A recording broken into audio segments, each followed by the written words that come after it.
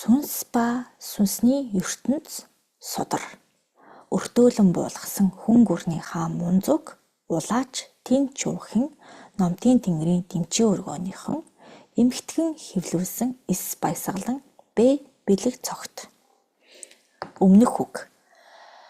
Энэ хорвоо учир битүүлэг зүйлс нууцлаг дүүрэн эртний үлгэр домог эзотерик зохиол бүтээл сашны сургаал судруудад нөгөө ертөнцийн тухай деважин там бурхан сахиус эрлэг лус үл үзэгдэх хий дүрт сүнс хорлогч хар сүнс гих зэрэг далд оршихуйтай холбоотой үе олон нэршлүүд гардаг.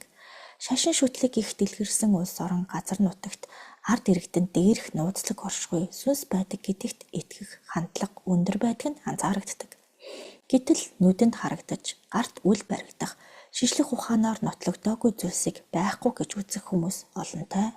Өмнө нь зөвхөн олонний хувьд боломжтой хэмээгдэж байсан зүйлс өнөө үед асар хурдтай хөгжиж буй технологийн салбарын шинэ нээлт техникийн тусламжтайгаар зарим онолууд батлагдаж байна.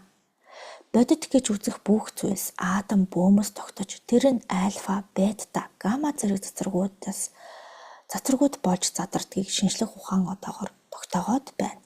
Тэгвэл үүнээс цааш хэрхэн задардгийг гэрэл, эрчим, туяа, цацрагийн тухай нарийн ойлголтуудыг энэхүү судраас олж мэдэх боломжтой.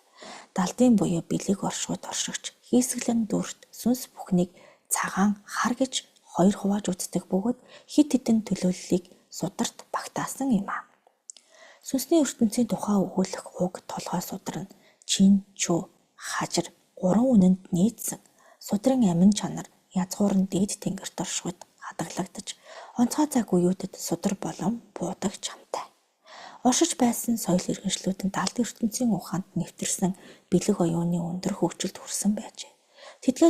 Тэдгээр соёл иргэншлүүдээс лемур, атлантчууд нь аргын ухааныг орхигдуулан хит бэлэг ухаанд автан туйшралд хүрснээр дэлхийн ээжийг мөхөх аюултай байсан учраас тэнгэрийн зарилгаар газрын хөрснөөс авчсан гэх утгатай үгийг өвгдийн амнаас сонсноо энд дурдах нь зүйтэй болов уу? Өмнөх соёл иргэншлүүд бэлгийн туйшралд хүрэн мөхөж байсан бол энэ үед хүн төрлөختөн аргын туйшралд төгсөөр байгааг сануулдах гэсэн юм.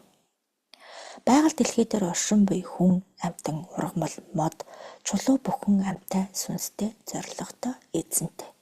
Байгаль дэлхийн орчлон ертөнц гээд бүх зүйлс арга бэлэг, хар цагааны эрчмийн тэнцвэр дээр тогтож байдаг. Чамтай зүй тогтолтой бөгөөд аль нэг тал руу хитийдэх аваас мөхөх аюултай. Сүнс хүртэл хэрчмээс бүрддэг учраас өөртөө тохирох эрчмээр хоололдог. Хүний бодол, үг, үйдлээс гарах сүрэг хар эрчмүүд бусад эрчимд орон зайд нөлөөлж сүрэг үг, үр дагаврыг үзүүлдэг бол зөв бодол, сайхан үг, үйлдэлээс ялгарх эрэг эрчмүүд нь хүрээлэх оршихуй орон зайд эргээр нөлөө үзүүлж дэмэндэг билээ. Хүний амьдрал ах үе, ажил үйлс, эрүүл мэндэх гээд олон зүйлтэй эрчим болон сүнсгэл биеүлд хамааралтай байдаг. Эрчмийн таталцах хуулиараа цагаан эрчим цагааныг, хар эрчим харыг татдаг. Ухаанд эмгэд өвгөд маань энэ хуулийг мэддэг байсан учраас магтаал өрөөл айлдаж сайхан эрчим дуудан засч харин бусдыг муулах бэлэггүй үг хэлээр ёр дуудахаас цээрлэж ёс заншилтаа өглөөлөн ирсэн байдаг.